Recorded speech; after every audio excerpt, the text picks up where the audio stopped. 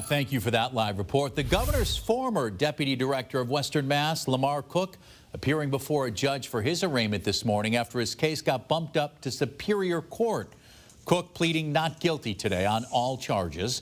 According to court documents, he allegedly signed for a drug shipment mailed to the Western Massachusetts governor's office. Authorities believe Cook had nearly 50 pounds of suspected cocaine delivered over several months to multiple locations, including the Hotel UMass where he used to work.